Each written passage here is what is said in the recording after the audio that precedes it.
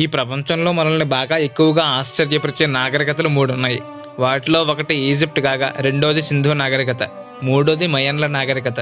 భవిష్యత్తును ముందే ఊహించడం, సూర్యుడిని భక్తితో కొలవడం, పిరమిడ్ల నిర్మాణాలు, ఇలా మయన్లకు సంబంధించి ఆసక్తికరమైన అంశాలు చాలా ఉన్నాయి.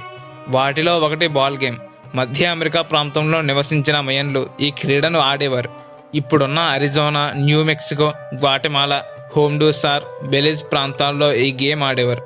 ఇది మామూలుగా ఆడుకొని ఉంటే ఆశ్చర్యం అక్కర్లేదు, కానీ చనిపోయిన వాళ్ళను రబ్బరు బంతులుగా మార్చి ఆడేవాళ్ళు. ఇదే షాకింగ్ విషయం. ఈ గేమ్ని మయన్లో ఎంతో ఆసక్తిగా ఆడేవారు. తమ సమాజంలో సాంస్కృతిక అంశాల్లో ఈ క్రీడకు ఎక్కువ ప్రాధాన్యత ఇచ్చేవారు.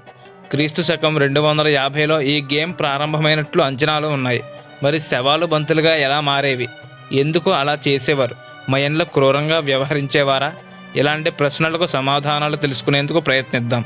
ఇప్పుడు ఎలాగైతే చాలా క్రీడల్లో 2 జట్లు పోటీ పడుతున్నాయో, మయన్ల కాలంలో కూడా 2 జట్ల మధ్య ఈ బాల్ గేమ్ ఉండేదని అంచనాలున్నాయి. అయితే గేమ్ రూల్స్ ఎలా ఉండేవి అనేది మాత్రం ఎవరికీ తెలియవు. అప్పట్లో మయన్లు ఇంగ్లీష్ లెటర్ ఐ ఆకారంలో ఉన్న మైదానంలో దీన్ని ఆడేవారని అంచనాలున్నాయి. ఇక్కడ మరో ఆసక్తికర విషయం కూడా ఉంది. వాళ్ళు ఆడే మైదానం చుట్టూ రాళ్లతో కట్టిన గోడలుండేవి. వాటి మధ్యలో ఉన్న మైదానంలో ఆడేవారని తెలిసింది. ఆటలో గాయాలవ్వకుండా ఉండేందుకు తగిన రక్షణ చర్యలు కూడా తీసుకునేవారని తెలిసింది. ఈ గేమ్ ఆడే సమయంలో కొన్ని కారణాలతో ప్లేయర్లలో కొందరు చనిపోయేవాళ్ళు. మయన్ల కాలంలో ఇలాంటి ప్లే కోర్టులు చాలా చోట్ల ఉన్నాయి. అన్ని చోట్ల ఆట హింసాత్మకంగానే ఉండేది. ప్రత్యర్థి ప్లేయర్లను కావాలనే చంపేసేవాళ్ళు. అలా ఒకరికి ఒకరు నువ్వా నేనా అన్నట్లుగా క్రీడ సాగేదని పరిశోధనలు చెబుతున్నాయి. ఈ ఆటలో ఆడే బంతులను శవాల ఆధారంగా తయారు చేసేవారని తెలిసింది. శవాలను తగలబెట్టి ఆ బూడిదతో బంతులు రూపొందించేవారని సమాచారం. ఇందుకు సంబంధించి కొన్ని ఆధారాలు లభించాయి. మెక్సికోలోని ఆంథ్రోపాలజీ చరిత్ర జాతీయ సంస్థకు చెందిన పురాతత్వవేత్త జువాన్ యాడ్యూన్ 2020లో మయన్ల నాగరికతపై పరిశోధనలు చేశారు. ఆ సమయంలో వారికి భూమిలో ఓ నేలమాళిక కనిపించింది. అది మెక్సికోలోని చియాపాస్లో ఉన్న తొనీనాలో గల పిరమిడ్కి కింద ఉంది. అది 1000 ఏళ్ల నాటిదని తేల్చారు. చీకటిగా ఉన్న ఆ గది లోపలికి వెళ్ళిన పరిశోధకులకు అంతా అయోమయంగా అనిపించింది. లోపల గందరగోళంగా కొన్ని మెట్లు ఉండగా చిన్న చిన్న గదులు చాలా ఉన్నాయి. వాటిలో దాదాపు 400 ప్రాంతాలను గమనించారు.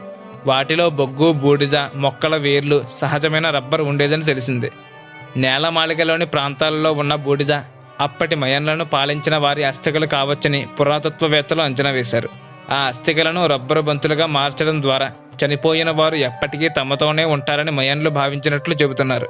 ఇలా చేయడం వల్ల చనిపోయిన పాలకులు అమరులవుతారని మయన్లు నమ్మి ఉంటారని అంచనా వేస్తున్నారు.